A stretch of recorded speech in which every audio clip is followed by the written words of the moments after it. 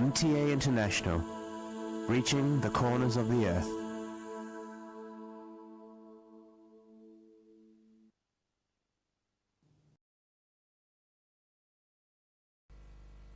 صلی علی رسولنا صلی علی محمد صلی علی نبینا صلی علی محمد صلی علی کریمنا صلی علی محمد صلی علی حبیبنا صلی علی محمد صلی علی امامنا صلی علی محمد صلی علی نبینا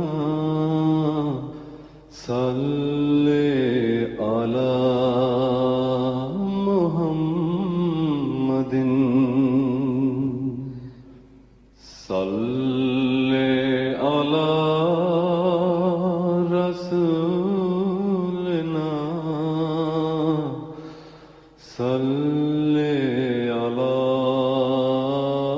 محمد صلی علی شفیعنا صلی علی محمد صلی علی کریمنا صلی علی محمد صلی علی حبیبنا صلی علی محمد صلی علی امامنا صلی علی محمد صلی علی رحیمنا صلی علی محمد صلی علی نبینا صلی علی محمد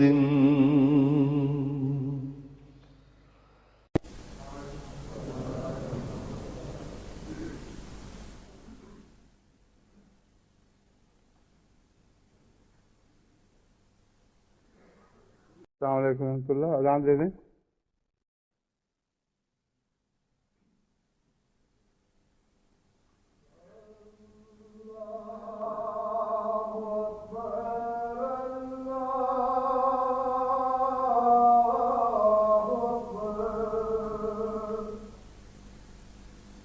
اللہ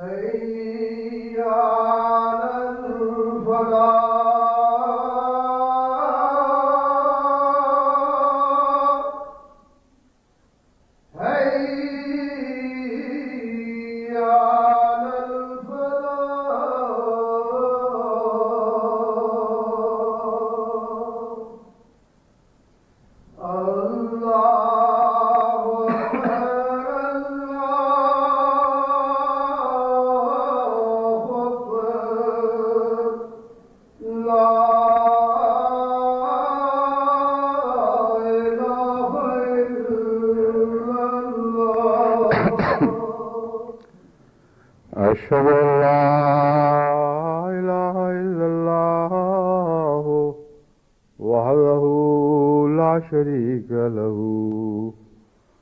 وأشهد أن محمدا عبده ورسوله أما بعد فأعوذ بالله من الشيطان الرجيم بسم الله الرحمن الرحيم الحمد لله رب العالمين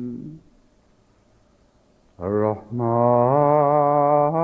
الرحيم مالك يوم الدين إياك نعبد وإياك نستعين اهدنا الصراط المستقيم صراط الذين أنعمت عليهم غير المغضوب عليهم ولا الضالين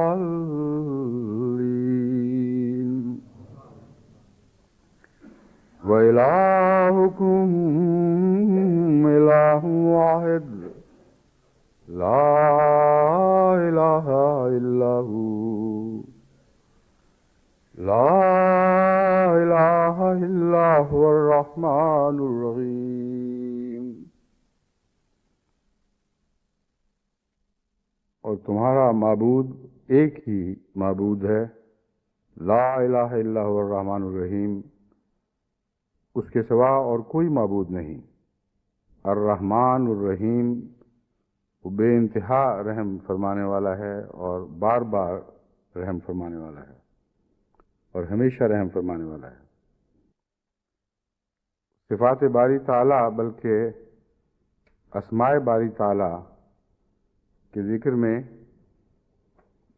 آج کے مضمون میں سب سے پہلے تو لفظ اللہ سے متعلق کچھ تعارف کروانا چاہتا ہوں۔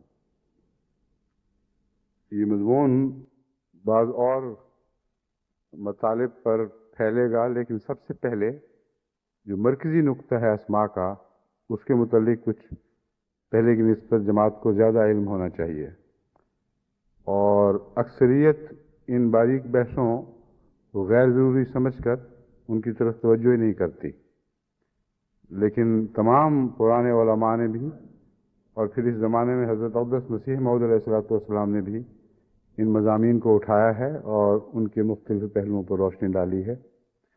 کیونکہ اسماء کا مضمون بہت اہم ہے، اس لیے خدا تعالیٰ کے مرکزی نام کا ذکر کیے بغیر یہ مضمون آگے بڑھ نہیں سکتا۔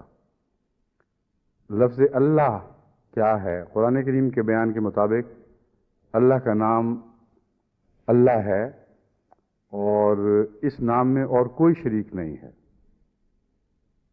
اور کبھی بھی انسان نے خدا کے سوا یہ کسی اور شخص پر اطلاق ہوتا ہوا نہیں دیکھا۔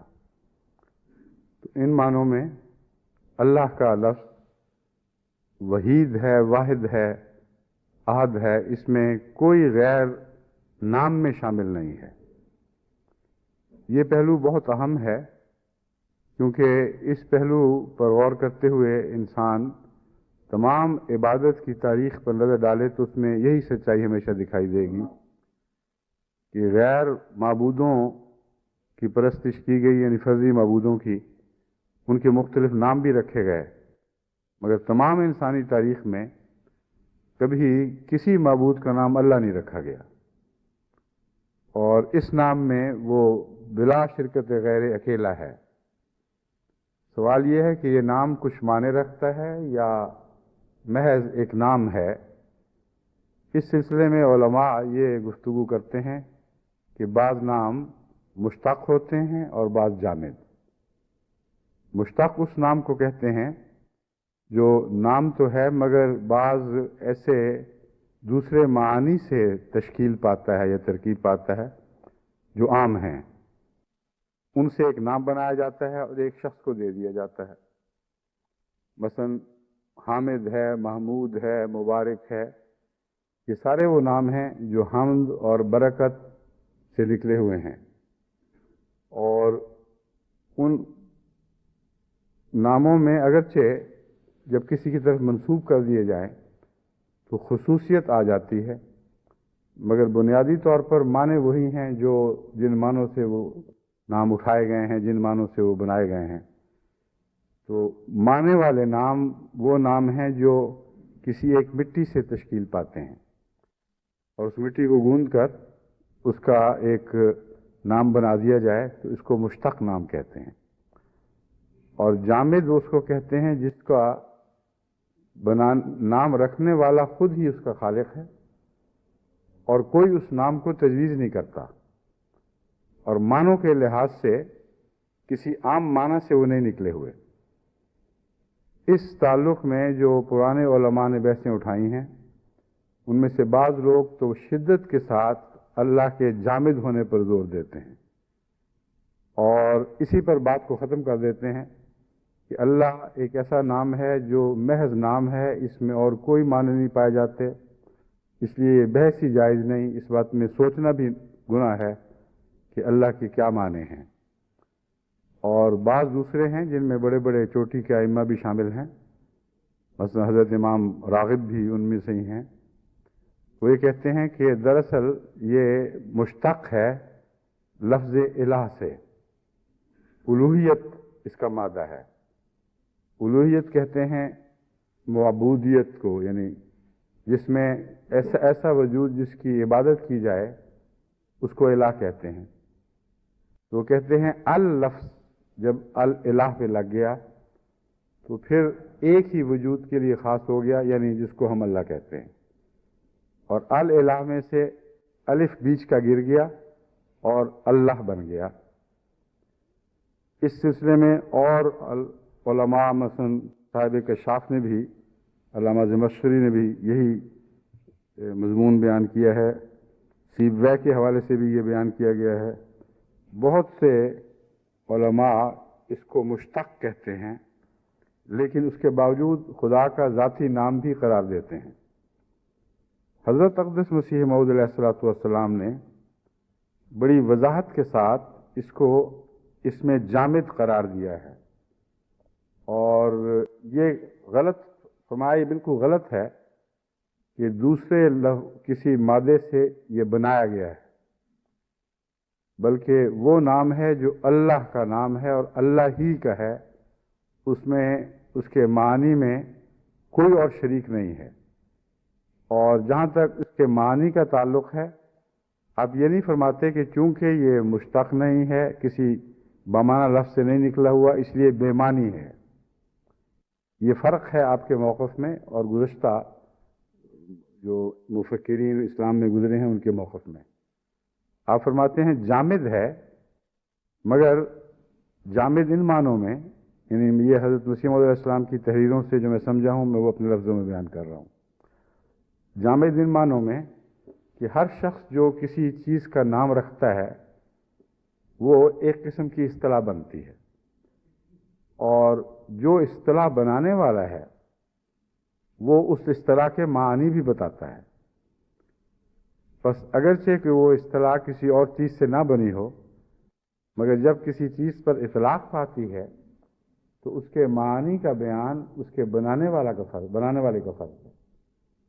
بس اللہ نے جب اپنا نام اللہ بتایا تو یہ درست نہیں ہے کہ یہ بے معنی نام ہے، مگر اس کے معنی کیا ہیں اللہ کے سوا کوئی نہیں جانتا، کیونکہ دوسرے تمام الفاظ یا اسماء جو معنی سے تشکیل پاتے ہیں ان کے معنی تو سب جانتے ہیں،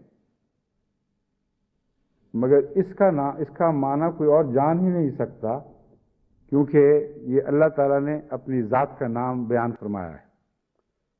بس اللہ ہی ہے جو اس کے معنی بیان کرتا ہے۔ بس جوں جوں ان معنی پر نظر پڑتی چلی جاتی ہے، اللہ غیر معمولی طور پر اپنے معنی کے لحاظ سے وسعت اختیار کرتا چلا جاتا ہے لفظ اللہ، اور جتنے زیادہ معنی اس کے بیان کیے جائیں اتنا ہی یہ بامعانی لفظ بن جائے گا، مگر مشتق پھر بھی نہیں ہوگا، یعنی پھر اس کے حوالے سے دوسری چیزوں کے معنی سمجھے جائیں گے۔ اب اس کی مثال یہ ہے کہ اگر ہم کہتے ہیں اللہ الرحمن، یا اس آیت کو جس کی میں نے تلاوت کی تھی، اس میں وَإِلَٰهُكُمْ إِلَٰهٌ وَاحِدٌ لَا إِلَٰهَ إِلَّا هُوَ الرَّحْمَٰنُ الرَّحِيمُ، اللہ کے سوا اور کوئی معبود نہیں ہے، اللہ ہی ہے، اور اس کا تعارف کیا ہے؟ الرحمن الرحیم۔ تو رحمان کے معنی اللہ کی ذات کے حوالے سے سمجھے جائیں گے، رحم کے حوالے سے اللہ سمجھ نہیں آئے گا، بلکہ اللہ جن معنوں میں رحمان ہے ان معنوں میں رحمانیت کے بدرجہ تام معنی، بدرجہ کمال معنی سمجھ آ جائیں گے۔ ورنہ عام مادہ سے نکلا ہوا لفظ رحمان عام انسانوں پر بھی بولا جاتا ہے، ماں بھی رحمان ہوتی ہے بعض معنی میں، باپ بھی، دوسرے عزیز محبت کرنے والے جانوروں پر رحم کرنے والے بھی رحمان ہو سکتے ہیں، لیکن ان کے اندر رحمانیت کے معنی محدود ہیں۔ لیکن جب اللہ کے حوالے سے رحمانیت کو سمجھا جائے تو معنی لامحدود ہو جائیں گے۔ بس اس طرح تمام اسماء باری تعالیٰ جو دراصل خدا تعالیٰ کی صفات ہیں وہ اللہ سے تشکیل پاتی ہیں اور اللہ کے لفظ کے گرد گھومتی ہیں، اور اللہ کا لفظ ان کے اندر لامتناہی وسعتیں پیدا کر دیتا ہے۔ اس پہلو سے صفات باری پر یا اسماء باری تعالیٰ پر غور ہونا چاہیے۔ حضرت اقدس مسیح موعود علیہ السلام کی عبارت یہ ہے،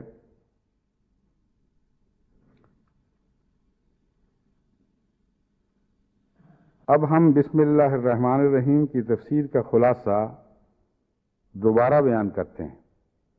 یہ دراصل عربی عبارت کا ترجمہ ہے، اعجاز المسیح سے لی گئی ہے۔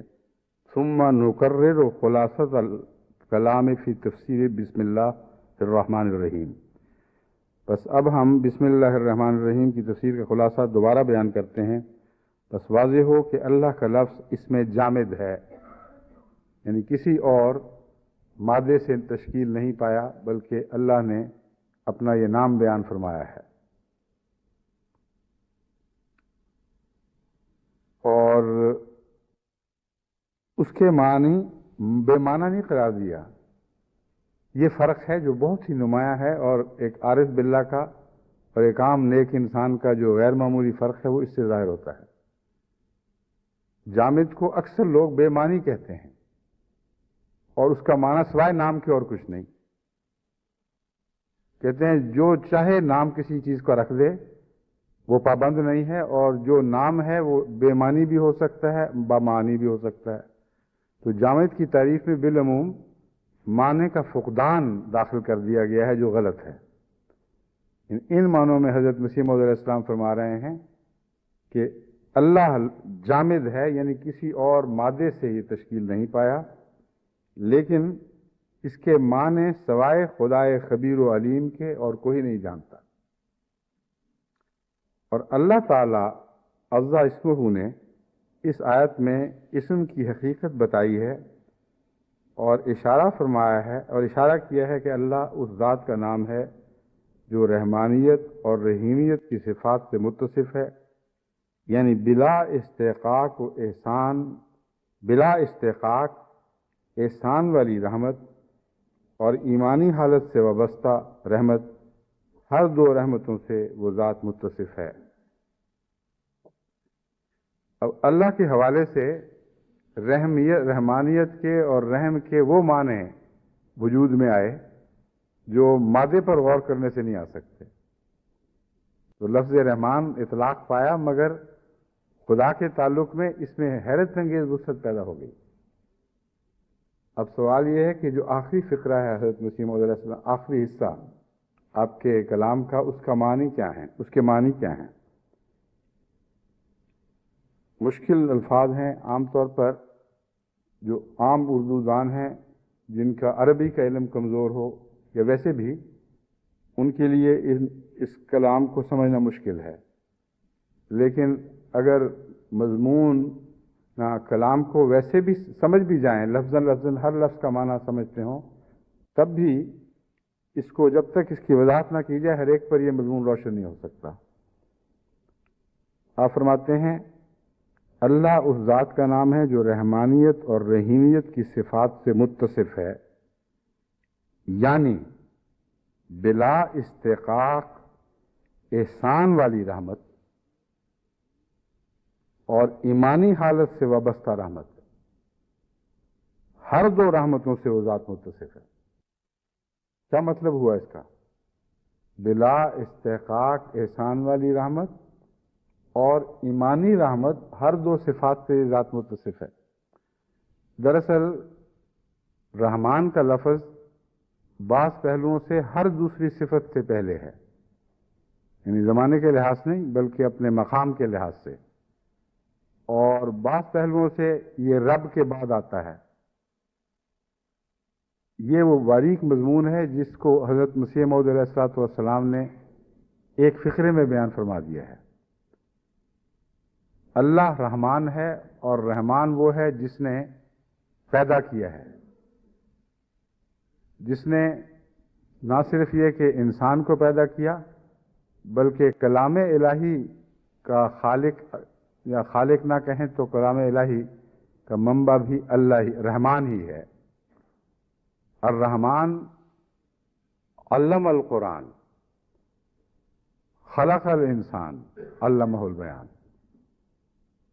رحمان کی طرف یہاں اللہ نہیں فرمایا گیا، رحمان کہہ کر یہ دو معنی بیان فرمائے کہ وہ تخلیق کا اول ہے، ہر تخلیق اسی سے نکلی ہے، اور انسان کو پیش کیا ہے تخلیق کے نمونے کے طور پر، کیونکہ تخلیق کا آخری نقطہ انسان ہے.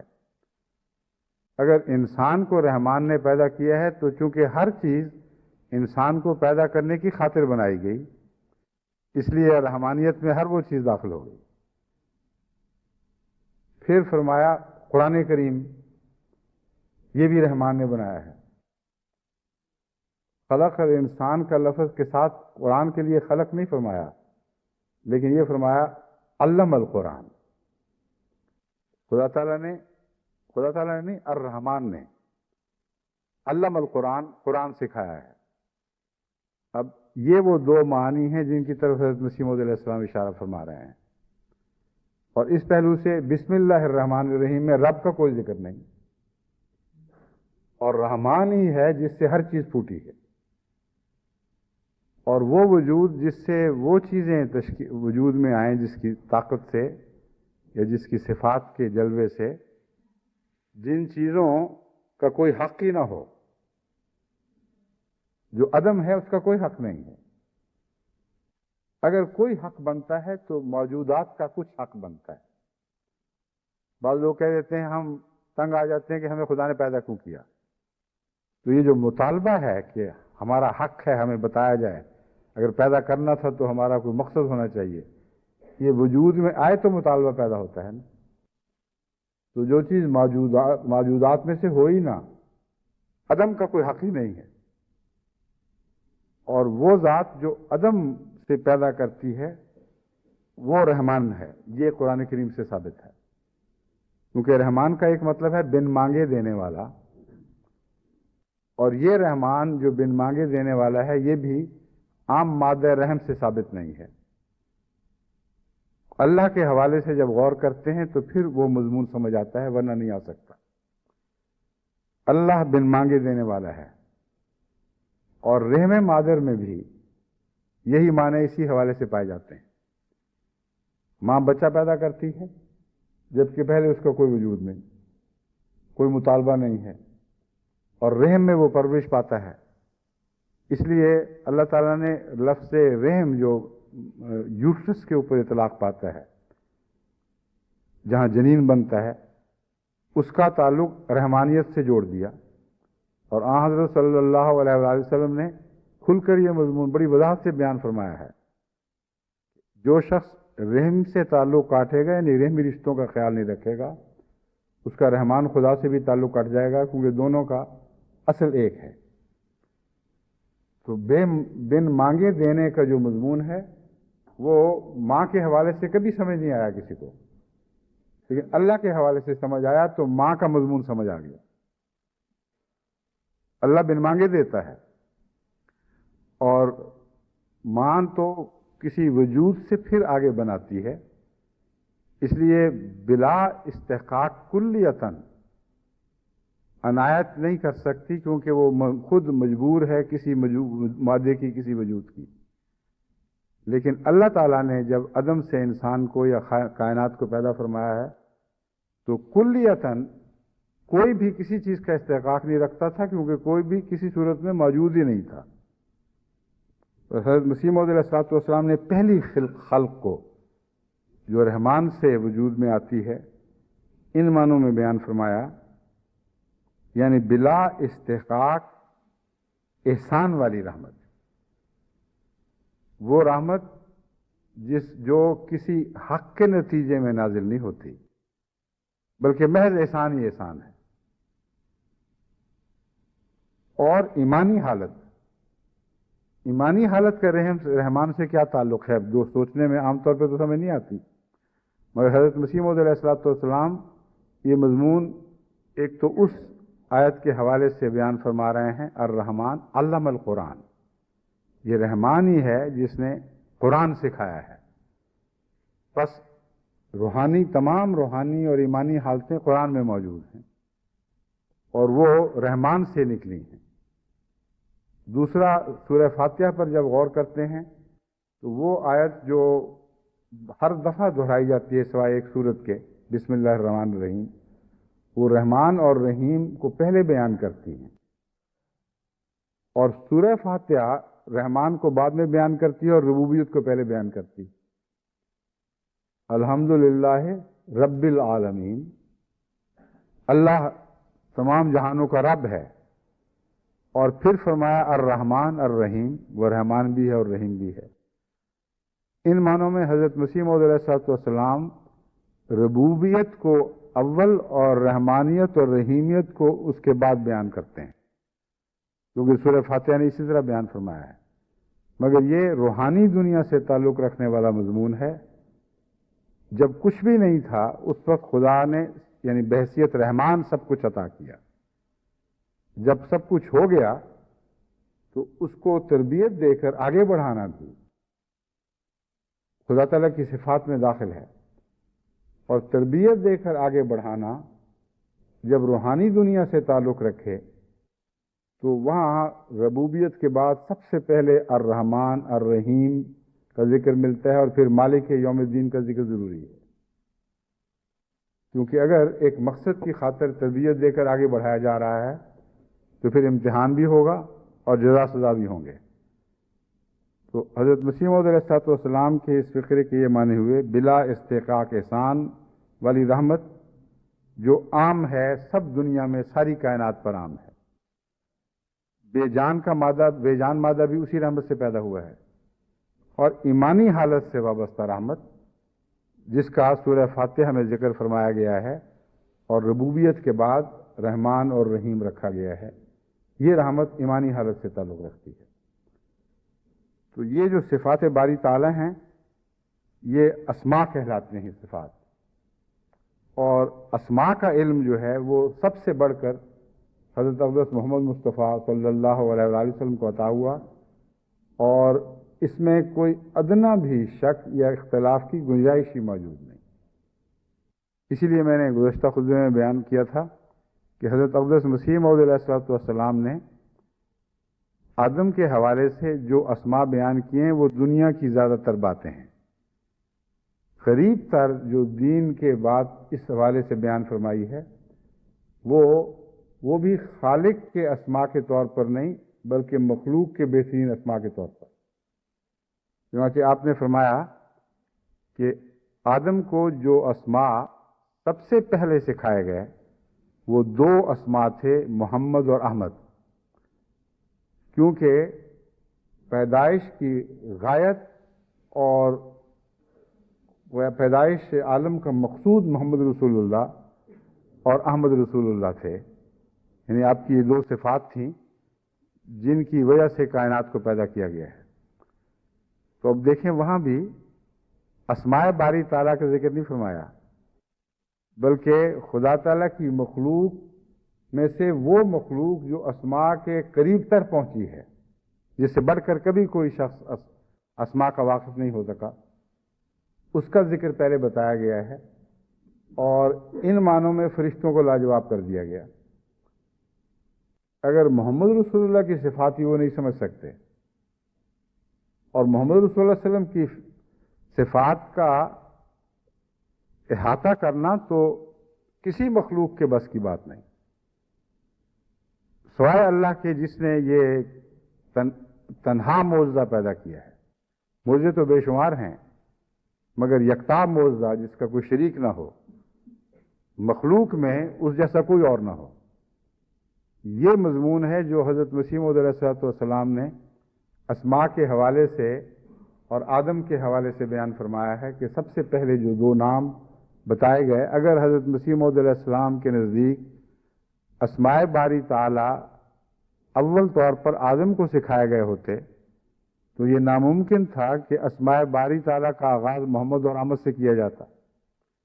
اس لیے یہ حضرت اقدس مسیح موعود علیہ الصلوۃ والسلام کا انکشاف بہت واضح اور قطعی ہے کہ پہلے آدم کو مخلوق کے اسماء دیے گئے، اور وہ آدم جو آدم اول ہے، یعنی ان معنوں میں کہ سب سے بڑھ کر اور سب سے پہلے ہے اپنے خدا تعالیٰ کے علم اور خدا تعالیٰ کہ جو دائمی کتاب ہے، کتاب مکنون، اس میں جو موجود ہے ہمیشہ سے، وہ حضرت محمد رسول اللہ صلی اللہ علیہ وآلہ وسلم ہیں، اپنے دو ناموں کے اعتبار سے محمد اور احمد۔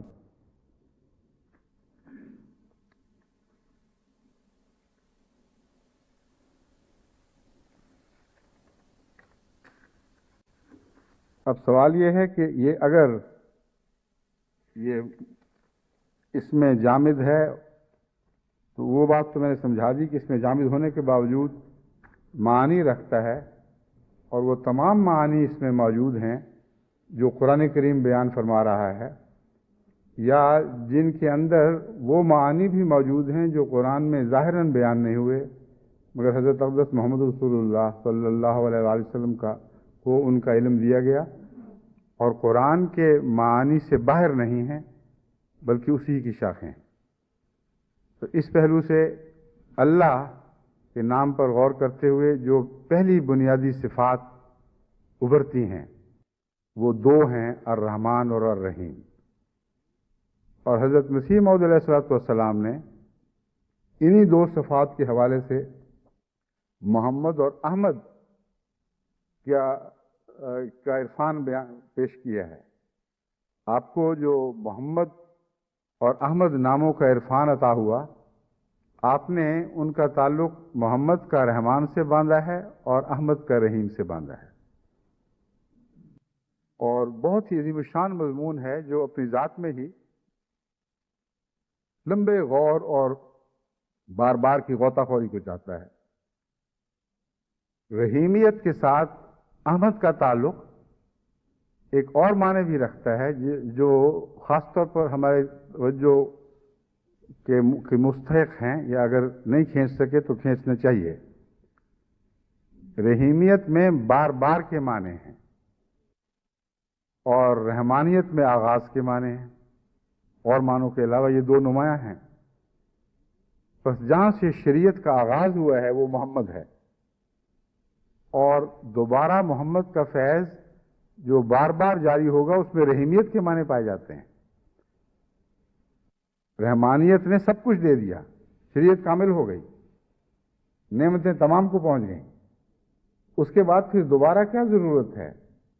یہ ویسا ہی سوال ہے جیسے کہا جائے جو رحمان نے سب کچھ عطا کر دیا، جو ضرورتیں تھیں ہمیشہ کے لیے وہ ساری پوری کر دیں، تو پھر رحیم کی کیا ضرورت ہے؟ تو رحیم وہ ہے جو ان نعمتوں کو بار بار لے کے آتا ہے اور ساتھ نہیں چھوڑتا. تو شان احمد وہ ہے جس نے اس وقت پھر دوبارہ رحمانیت کا جلوہ دکھانا تھا، یعنی وہ جلوے جو رحمان کے مظہر محمد رسول اللہ صلی اللہ علیہ وسلم کی ذات میں ظاہر ہوئے، ان کو دوبارہ پیش کرنے کی ضرورت پڑنی تھی. اس وقت آپ ہی کی شان احمد آئی ہے، کسی اور وجود کی ضرورت نہیں تھی. وہی شان احمد ہے جو متمثل ہوئی ہے، اور حضرت مسیح موعود علیہ السلام اس شان احمد کا مظہر بن کے وہی چیز تقسیم فرمانے آئے جو حضرت صلی اللہ علیہ وآلہ وسلم کے اگر اس کھانے تقسیم کی بات، رزق کی تقسیم کی بات کی جائے تو ذہن میں آپ کے لنگر کی نعمتیں تھیں، یا آپ کے خان کی نعمتیں تھیں، یا آپ کا مائدہ تھا. اور اگر خزانوں کی بات کی جائے تو محمد رسول اللہ علیہ وسلم کا مخزن ہی ہے، آپ ہی کے خزانے ہیں جن کے دوبارہ لوٹانے کی ضرورت پیش آئی تو حضرت مسیح موعود علیہ السلام کو بھیجا گیا. بس محمد اور احمد کا رحمان اور رحیم سے تعلق جوڑنا یہ انسان کے بس کی بات نہیں. یہ الہی علم کے نتیجے میں حضرت مسیح موعود علیہ السلام کو اس کا عرفان نصیب ہوا، اور اس پر پھر مزید غور کرتے چلے جانے کی ضرورت ہے. اور بہت سے نکات اس میں شامل ہیں جو ضروری نہیں کہ سرسری آنکھ سے یا بعض دفعہ گہری نظر سے بھی فوراً دکھائی دیں، اور بعض خزانے ہیں جو دکھائی دینے کے باوجود اپنے مخفی معنی تہ بتہ رکھتے ہیں، اور ان تک رسائی محض انسانی کوشش سے نہیں ہوتی، بلکہ اللہ تعالیٰ کا فضل اور اس کی رحمت اور اس کا اذن ضروری ہے. دنیا دار سمجھتے ہیں کہ اس زمانے میں دیکھو کتنے خزانے دریافت ہو گئے، مگر میں نے پہلے بھی حوالہ دیا تھا قرآن کریم کی اس آیت کا. یہ جو خزانے ہم سمجھ رہے ہیں کہ انسان خود ہی دریافت کرے، غلط ہے. ان کا وقت آ چکا تھا کہ ان ربا کا اوحالہ، اس لیے یہ خزانے ان لوگوں کے علم میں آئے ہیں کہ اے محمد تیرے رب نے وحی کی ہے، اے مخفی خزانوں ظاہر ہو جاؤ. اور جب تک تیرے رب کی یہ تقدیر جاری نہ ہوتی، کسی انسان کے بس کی بات نہیں تھی کہ ان مخفی خزانوں کی اطلاع پا سکتا. پس یہ بدرجہ اعلیٰ قرآن کریم پر اطلاق پانے والا مضمون ہے، اور اسماء باری تعالیٰ پر، کیونکہ قرآن دراصل اسماء باری تعالیٰ ہی کا بیان ہے. اب ایک اور بحث بڑی دلچسپ ہے کہ اس میں اعظم کیا چیز ہے. بہت سے لوگ اس میں اعظم کی تلاش میں رہتے ہیں، کیونکہ بعض احادیث سے یہ بات مستنبط ہوتی ہے کہ خدا تعالیٰ کا ایک اسم اعظم ہے جس کے حوالے سے دعا زیادہ قبول ہوتی ہے۔ تو اسم اعظم وہ کیا ہے؟ اس سلسلے میں حضرت مسیح موعود علیہ السلام فرماتے ہیں، ذات واجب الوجود کا اسم اعظم جو اللہ ہے، یہ نہیں فرمایا کہ اسم اعظم اللہ ہے، جو اللہ ہے کہہ کر کچھ اور مضمون بیان فرما رہے ہیں۔ ذات واجب الوجود کا اسم اعظم جو اللہ ہے، جو اصطلاح قرآنی ربانی کی روح سے ذات مستجمع جمیع صفات کاملہ اور منزہ عن جمیع رذائل اور معبود برحق اور واحد لا شریک اور مبدأ فیوز پر بولا جاتا ہے۔ اب اس پہلو سے اگر اس میں جامد کو وہ غیر معمولی وہ جادو کا لفظ سمجھا جائے، جس کے نتیجے میں ادھر نام بولا تو مسئلہ حل ہو گیا، تو یہ مضمون تو لفظ اللہ میں ہمیں دکھائی نہیں دیتا۔ اس لفظ اللہ میں دکھائی نہیں دیتا جو اکثر لوگوں کی زبان پر جاری ہوتا ہے۔ جھوٹی قسمیں کھانے والے بھی واللہ واللہ ہی کہتے رہتے ہیں، واللہ باللہ تاللہ، یہ عام محاورے ہیں عربوں میں بھی۔ اور اللہ کی قسم، بعض دفعہ گندی باتیں کرتے ہوئے بھی اللہ کی قسم زبان پہ جاری رہتا ہے، اور اللہ کے حوالے سے ہر مصیبت زدہ دعا کرتا ہے۔ تو پھر اسم اعظم کا یہ معنی کہ کوئی ایسا نام ہو جیسے الادین کے چراغ کو، یا یوں کہنا چاہیے جو سم کا لفظ تھا کہ وہ بولا جائے تو وہ خزانے کے دروازے کھل جائیں، یہ بالکل غلط بات ہے۔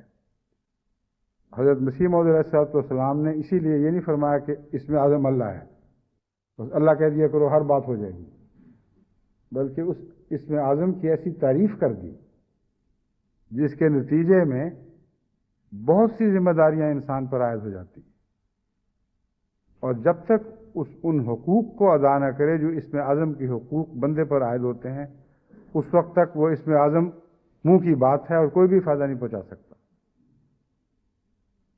اور حضرت اقدس محمد رسول اللہ صلی اللہ علیہ وآلہ وسلم نے بھی جہاں اسم اعظم کا ذکر فرمایا ہے، وہاں ایک نام کے طور پر نہیں فرمایا، بلکہ اللہ کی صفات بیان کر کے اسے اسم اعظم قرار دیا ہے۔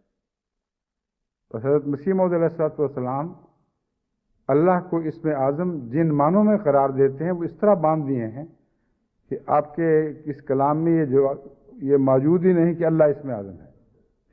فرمایا اللہ جو اسم اعظم ہے یہ معنی رکھتا ہے، ان سے الگ ہو کر وہ اسم اعظم نہیں ہے۔ چنانچہ وہ معنی کیا ہیں؟ ان معنی میں تمام اسماء الہی آ جاتے ہیں۔ دوسرے لفظوں میں اللہ اسم اعظم ہے جب تک ان صفات سے یا ان اسماء سے اس کا تعلق قائم ہو رہا ہو جو خدا تعالیٰ کے اسماء ہیں یا اس کی صفات ہیں، اور جن اسماء کا اللہ کی ذات سے تعلق ہے، ان اسماء کو پیش نظر رکھتے ہوئے متعلقہ صورتحال میں جو دعا کی جاتی ہے ان کے تقاضے پورے کرتے ہوئے وہ پوری ہو جاتی ہے۔ یہ ایک مضمون ہے جو اس ایک فقرے سے تو شاید اکثر کو سمجھ نہ آئے، مگر اگر مجھے یاد آئے تو پھر میں مزید آگے جا کر اس کی تشریح کروں گا۔ اس وقت حضرت مسیح موعود علیہ السلام کی اس عبارت کی تشریح ضروری ہے۔ ذات مستجمع جمیع صفات کاملہ، وہ ذات جس کے اندر ہر کامل صفت جمع ہو چکی ہے، اور کوئی ایک بھی صفت ایسی نہیں ہے جو کامل ہو اور اللہ کے نام کے اندر داخل نہ ہو۔ تو ایک اسم اعظم ایسا بیان کر دیا جس میں تمام اسماء شامل ہو گئے، اور کوئی اسم اس کے تصور سے باہر نہیں رکھا، لیکن ساتھ دوسری تعریف یہ فرمائی اور منزہ عن جمیع رذائل، اور وہ منزہ ہے، پاک ہے ہر اس تصور سے جو رذیل اور کمی نہ ہو، جس میں کوئی کسی قسم کا نقص بھی پایا جاتا ہو، اس تصور کو اللہ تعالیٰ کی طرف منسوب نہیں کیا جا سکتا. یعنی پرفیکشن پرسونیفائڈ، جو درجہ کمال اپنے انتہا کو پہنچا ہوا اگر ایک ذات بن جائے تو اس کا نام اللہ ہے. اور اس پہلو سے وہ بن جاتا ہے اسم اعظم، جس کے حوالے سے پھر دعائیں قبول ہوتی ہیں. پھر فرمایا اور بھی اس کے معنی ہیں جو اس میں برے وقت داخل ہیں. اور معبود برحق، ایسا معبود جو حق ہے، اس کی عبادت جتنی بھی کی جائے وہ اس کو زیبا ہے، اس میں مبالغہ نہیں ہو سکتا. اور برحق ہے جس کا مطلب یہ ہے کہ اس کی شان کے مطابق سچی عبادت اس کے مقبول ہوگی اور کوئی جھوٹی عبادت اس کے ہاں مقبول نہیں ہو سکتی. تو ایک وہ ذات ہے جس میں عبادت کو قبول کرنے کی صفات درجہ اتم تک پائی جاتی ہیں. ہر قسم کی عبادت جتنی بھی چاہیں کریں آپ، جتنا چاہیں ماتھا ٹیکیں، جتنا چاہیں اپنے آپ کو ذلیل و رسوا کریں، جو کچھ بھی آپ کر لیں اس کی معبودیت کے دائرے سے باہر نہیں جا سکتے. ایسا عظیم معبود ہے کہ اس کے متعلق مبالغہ ہو ہی نہیں سکتا. اور عبادت کرنے والے کی نسبت سے وہ معبود برحق ان معنوں میں ہوگا کہ کوئی جھوٹی بات تمہاری عبادت میں شامل نہ ہو، کیونکہ وہ حق ہے. کوئی تصنع نہ ہو، کوئی ریاکاری نہ ہو، کوئی نفسانی اس میں آلودگیاں شامل نہ ہوں. غرضی کے پاک خالص للہ عبادت جو ہے وہ اس ذات کو پہنچتی ہے، اس لیے وہ برحق ہے. اور واحد لا شریک، اور وہ ایک ہے اور اس کا کوئی شریک نہیں ہے، یعنی کسی پہلو سے بھی اس کا کوئی شریک نہیں. اور مبدأ فیوز پر بولا جاتا ہے، اور اس کی صفات کاملہ تمام تر فیض رکھتی ہیں. یعنی اس سے ان صفات میں سے ہر صفت کا فیض کسی دوسرے کو پہنچ سکتا ہے اور پہنچتا ہے. یعنی کوئی ایسی صفت نہیں ہے جو بے فیض ہو. اس ضمن میں مزید تشریح کرتے ہوئے حضرت مسیح موعود علیہ السلام فرماتے ہیں، قرآن شریف کی اصطلاح میں اللہ اس ذات کامل کا نام ہے کہ جو معبود برحق اور مستجمع جماعت صفات کاملہ، یہ وہی ہے، اور رذائل سے منزہ اور واحد لا شریک اور مبدأ فیوز ہے. یہ کہنے کے بعد فرماتے ہیں کیونکہ خدا تعالیٰ نے اپنے پاک کلام قرآن شریف میں اپنے نام اللہ کو دوسرے اسماء و صفات کا موصوف ٹھہرایا ہے. یعنی جتنے بھی دوسرے اسماء قرآن کریم میں ہیں ان سب کا موصوف اللہ قرار دیا گیا ہے، اور اللہ کو کسی اور صفت کو اللہ کا موصوف نہیں بنایا. یعنی اگر آپ یہ کہیں کہ فلاں شخص اچھا ہے، فلاں شخص ذہین ہے، فلاں شخص میں یہ بات ہے، تو وہ شخص جو ہے جس کے ارد گرد صفات گھوم رہی ہوں، وہ شخص دراصل ان صفات کا مرکز ہے، اور اس کا نام ان صفات کا نام بن جاتا ہے. اس کو کہتے ہیں ذاتی نام. مثلا زید کے حوالے سے آپ کہیں کہ زید میں یہ خوبی ہے، زید میں وہ خوبی ہے، تو اس کا نام وہ زید کی طرف منسوب ہوگی، زید اسم ہوگا. مگر یہ نہیں آپ کہہ سکتے کہ رحمان زید ہے، شریف زید ہے، یا کسی کی برائی کرنی ہو تو برا آدمی زید ہے. اس لیے صفت اپنے موصوف کے گرد گھومتی ہے اور موصوف اپنی صفت کے گرد نہیں گھومتا. یہ مضمون ہے جو خوب اچھی طرح سمجھ لینا چاہیے. اور یہ اسم ذات ہے اللہ، اور اسم اعظم ہے، مگر اگر صفات سے خالی ہو کر اسم اعظم ہو تو اس میں کچھ بھی حقیقت نہیں رہتی، کیونکہ اسم نام ہے صفات کا. کوئی اسم صفات سے عاری نہیں ہے، اس لیے مشتق نہ ہونا اور بات ہے اور بامعانی اور باصفات ہونا اور بات ہے. تو حضرت مسیح موعود علیہ الصلوۃ والسلام فرماتے ہیں کہ اسم اعظم کی تلاش صفات سے عاری ہو کر نہ کرنا. یہ نہ سمجھ لینا کہ اللہ اپنی ذات میں کوئی ایسا نام ہے کہ اس کی صفات سے خواہ تم روح گردانی کر لو، اس کا نام لے کر وہ جادو کر دکھاؤ گے جو اس کی صفات پر منحصر ہے. اب ربوبیت ایک صفت ہے، اللہ رب ہے. اس کے حوالے سے میں آپ کو سمجھاتا ہوں. ایک شخص اگر اللہ کو اسم اعظم تو سمجھے مگر اس کی صفت ربوبیت سے کچھ بھی حصہ نہ پائے، حد سے زیادہ خود غرض ہو، بنی نوع انسان کی ضرورتیں پوری کر سکتا ہو تب بھی پوری نہ کرے، اور اللہ کہہ کر اس سے چیزیں مانگے کہ میرا رزق بڑھا، میرے معاملات میں برکت دے، تو وہ اسم اللہ کا اسم اس صورت میں وہ اسم اعظم یعنی وہ جادو کا لفظ نہیں بن سکتا جس کے حوالے سے ہر بات مقبول ہو جاتی ہے.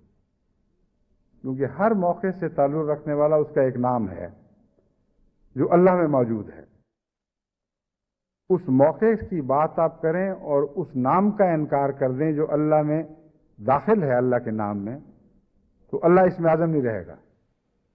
ایسے ہو جائے گا جیسے کوئی چیز اچانک اپنی صفات کھو بیٹھے.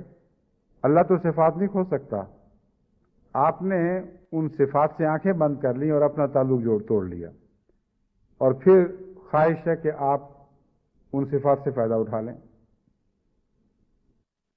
بجلی کے سے کمکما جلتا ہے، ایک بلب ہے جو روشن ہوتا ہے. یہ کہنا درست ہے کہ بجلی بڑی طاقتور چیز ہے، مگر کوئی بٹن دبا کر بلب کا تعلق بجلی سے نہ قائم کرے اور بجلی بجلی کہتا رہے تو کوئی روشنی نصیب نہیں ہو سکتی.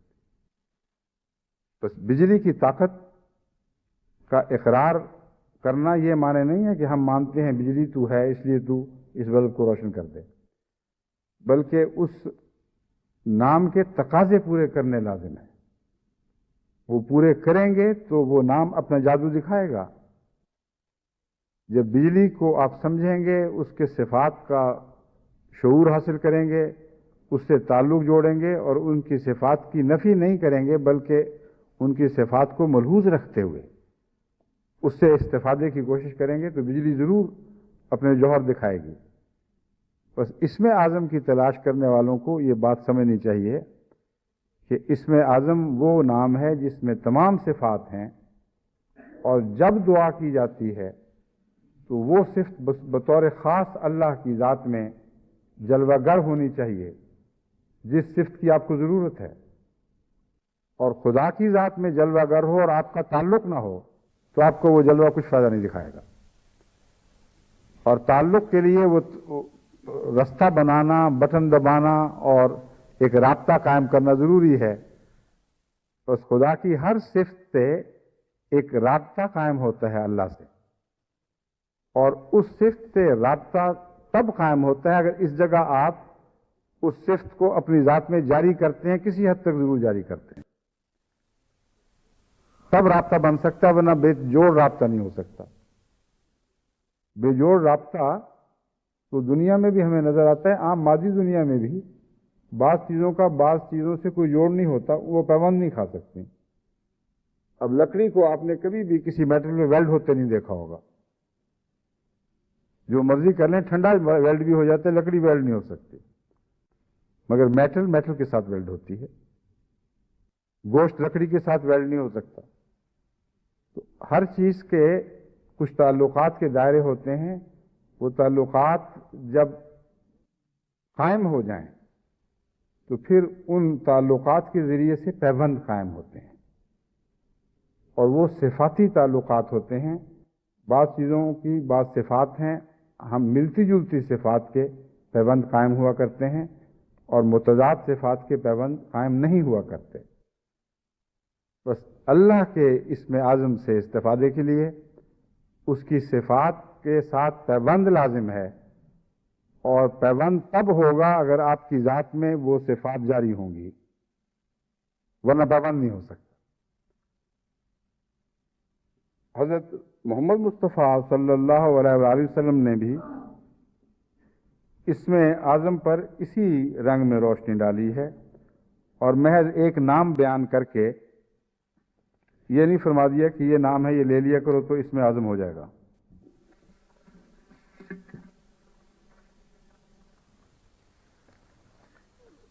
حدیث یہ ہے،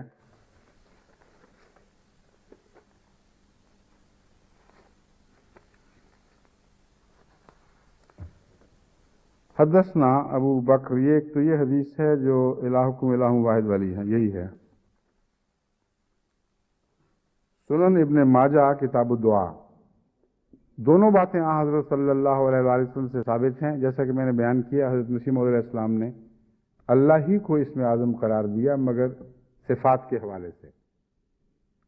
حضرت رسول اللہ صلی اللہ علیہ وآلہ وسلم فرماتے ہیں، حدثنا ابو بکر ثنا عیسی بن یونس عن عبداللہ ابن ابی زیاد عن شہر ابن حوشب عن اسماء بنت یزید قالت قال رسول اللہ صلی اللہ علیہ وسلم اسم اللہ فی ہاتین الآیتین و الہکم الہ واحد لا الہ الا هو الرحمن الرحیم و فاتحۃ سورۃ آل عمران۔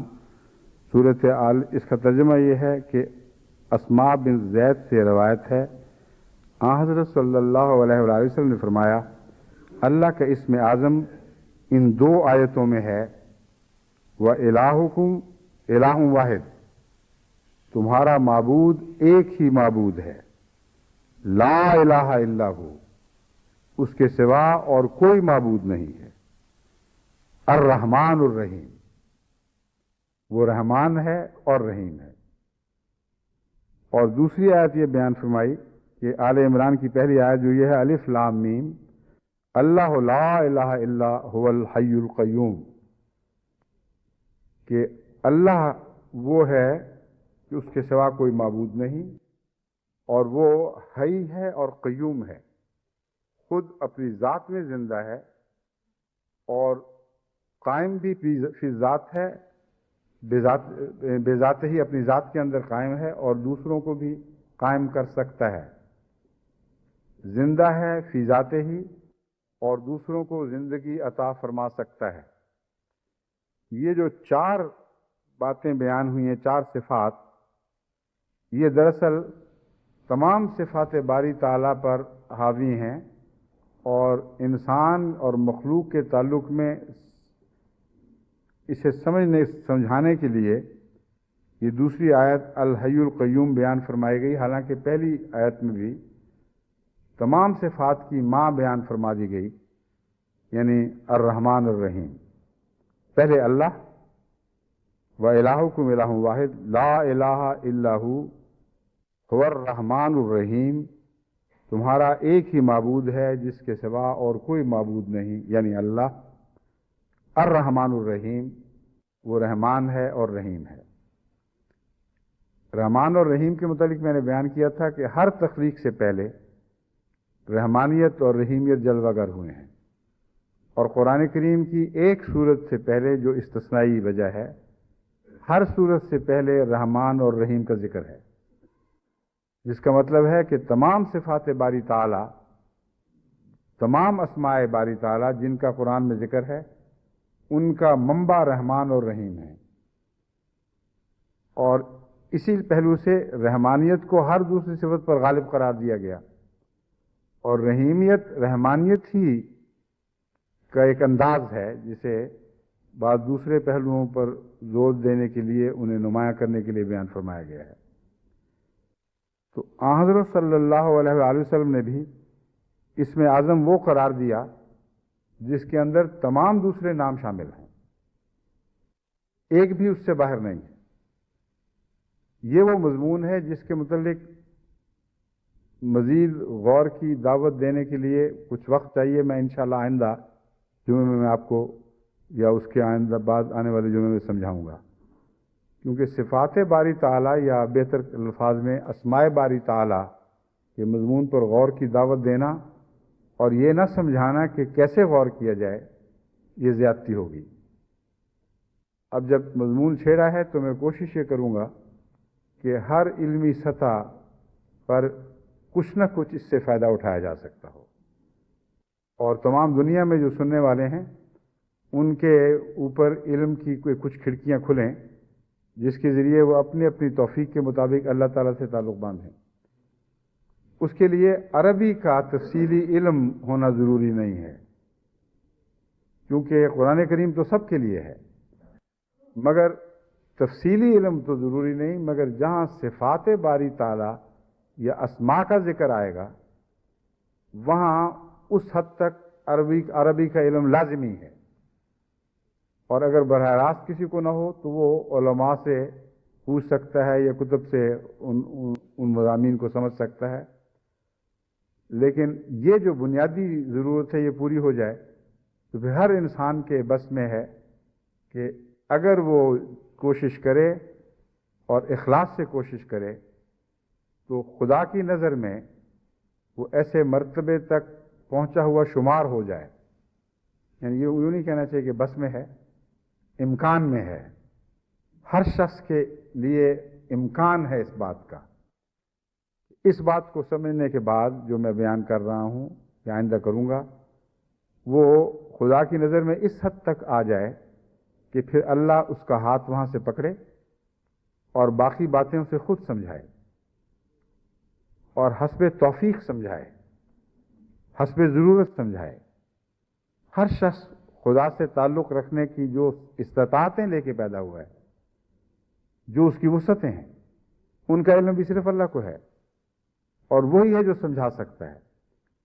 بس میرا مقصد یہ نہیں ہے کہ میں خدا تعالیٰ کا کوئی ایسا تعارف کرواؤں قرآن کے حوالے سے ضرور کہ جو آپ سب کے لیے کافی ہو جائے۔ میں اس ارادے سے یہ مضمون بیان کر رہا ہوں کہ وہ طریق سکھاؤں جس طریق سے آپ سب پر خدا تعالیٰ تک پہنچنے کا وہ رستہ حاصل کرنے کا راز مل جائے، یا آپ سب کو راز حاصل ہو جائے، جس کے بعد خدا تعالیٰ وعدہ فرماتا ہے کہ پھر میں خود ہاتھ پکڑتا ہوں اور باقی منازل میں خود طے کرواتا ہوں۔ الذین جاہدوا فینا لنہدینہم سبلنا، یہاں واو بھی ہے پہلے، والذین جاہدوا فینا لنہدینہم سبلنا، وہ لوگ جو ہمارے بارے میں مجاہدہ کرتے ہیں، کوشش کرتے ہیں، اور ہم تک تو کوئی پہنچ ہی نہیں سکتا اس خود جب تک ہم کسی کا ہاتھ نہ پکڑیں۔ تو فرماتا ہے لَنَهْدِيَنَّهُمْ سُبُلَنَا، نہ صرف یہ کہ ہم اسے رستہ دکھا سکتے ہیں بلکہ ہم نے اپنی ذات پہ لازم کر لیا۔ لَنَهْدِيَنَّهُمْ، ضرور ہے ہم پر، لازم ہے ہم پر کہ ضرور ایسے شخص کو اپنی ذات کا رستہ دکھائیں گے۔ اب یہ جو بات ہے ہر شخص کو اپنی ذات کا رستہ دکھا دینا، یہ اتنی عظیم نعمت ہے کہ دوسرے سے سیکھے ہوئے علوم کے مقابل پر اس کا ایک اپنا مرتبہ ہے جس کو دوسری بات پہنچ ہی نہیں سکتی۔ یعنی بڑے سے بڑا عرفان کسی کو نصیب ہو جائے، وہ کسی کو بتائے، اس کا لطف بھی آئے گا، لیکن کبھی اپنے دل سے جس طرح پھول چٹکتا ہے یا کلی چٹک کے پھول بنتی ہے، خدا تعالیٰ کی طرف سے فضل کے طور پر کوئی نقطہ نازل ہو اور وہ جو سمجھ آئے، اس کا اپنا ایک مزہ ہے۔ بچے تو اپنی، میں نے کئی دفعہ مثال دی ہے، جلی ہوئی روٹیوں کے بھی مزے لیتے ہیں اور خوب شوق سے کھاتے ہیں، دوسروں کو بھی چکھانے کی کوشش کرتے ہیں، دیکھو کتنی اچھی روٹی پکائی ہے۔ سالن ایسا جیسے اگر کوئی ماں نے پکایا ہوتا تو بچے پھینک کر باہر بھاگ جاتے ہیں بڑے شوق سے کہ کیسا اچھا سالن پکایا۔ اپنا نقطہ، اپنی چیز اور ہوتی ہے۔ اپنی بھونڈی سی تصویر بھی بچے نے بنائی ہو تو بعض دفعہ میرے پاس لے آتے ہیں کہ دیکھیں جی کیسی عمدہ تصویر بنائی ہے۔ وہ الٹی سیدھی تصویریں، نہ رنگوں کی آزمائش، نہ آمیزش، نہ کچھ، اور بہت خوبصورت دوسری تصویروں پر نظر ہی نہیں پڑتی۔ تو اللہ سے ذاتی تعلق قائم کرنے کی خاطر یہ بات ضروری ہے۔ محض عرفان الہی کافی نہیں ہے اگر اس عرفان کے ذریعے بندے کا اللہ سے تعلق قائم نہ ہو۔ بس آئندہ بھی جو خطبات آئیں گے یہ محض علمی بحث کے طور پر میں آپ کے سامنے نہیں رکھ رہا، بلکہ وہ مضمون جو خدا تعالیٰ نے مجھ پہ روشن فرمایا اس کے آگے رستوں کے آگے بڑھتے ہوئے رستے ہیں۔ مراد یہ ہے کہ مخلوق کا خالق سے وہ تعلق قائم ہو جائے کہ ہر شخص براہ راست اپنے رب کے قریب پہنچے اور ذاتی محبت کے لطف اٹھانے لگے۔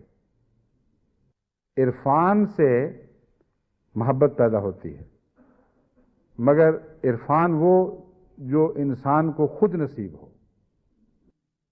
ورنہ بڑے بڑے علماء ہیں جنہوں نے تمام بڑی بڑی تفاسیروں کے بڑے مطالعے کیے ہوئے ہیں اور ان کے دل خالی ہیں۔ یہ محبت کا مضمون ایک عجیب مضمون ہے، اور یہ سارے مضمون کی جان ہے اسماء کے مضمون کی۔ اس لیے یہ انشاءاللہ آئندہ، اب تو وقت زیادہ ہو گیا ہے، آئندہ خطبے میں رفتہ رفتہ قدم قدم اس مضمون میں آپ کو ساتھ لے کر آگے بڑھوں گا، اور یہ جو وقت لگ رہا ہے سمجھانے پر یہ مجبوری ہے، اس کے بغیر آپ اگلے سبق سیکھ نہیں سکیں گے۔ اس لیے اگر آپ یہ سمجھ رہے ہیں کہ چھوٹی سی بات پر زیادہ زور دیا جا رہا ہے تو غلط فہمی ہے آپ کی۔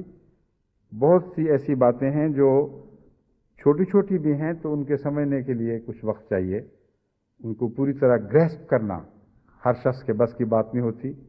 اس لیے اب مجھے جب ایک دفعہ داخل ہوں تو پھر سمجھانا ہی پڑے گا انشاءاللہ، اور اللہ سے ہمیشہ میں توفیق مانگ کے حاضر ہوتا ہوں، واپس جا کے بھی توفیق مانگتا ہوں۔ آپ بھی میرے لیے دعا کریں کہ وہ جو میرے نزدیک آخری مطمع ہے کہ احمدی اس مقام تک پہنچ جائیں جہاں خدا ان کا ہاتھ تھام لے اور پھر اپنی سیر خود کروائے، اور وہ جو لطف ہیں وہ جماعت کی کایا پلٹ دیں۔ اتنا عظیم انقلاب برپا ہو جائے گا کہ اس کا عام آدمی تصور بھی نہیں کر سکتا۔ اللہ ہمیں اس کی توفیق عطا فرمائے۔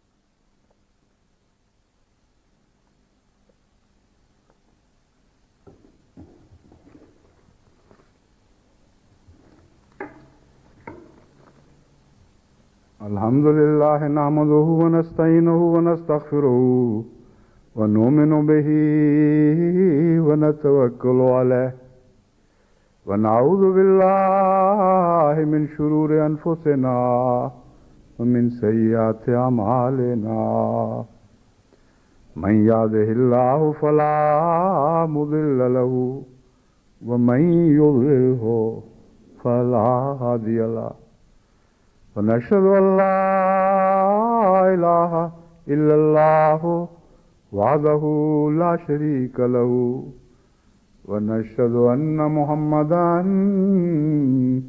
عبده ورسوله عباد الله رحمكم الله إن الله يأمر بالعدل والإحسان وإيتاء ذي القربى وينهى عن الفحشاء والمنكر والبغي يعظكم لعلكم تذكرون اذكروا الله يذكركم وادعوه يستجب لكم ولذكر الله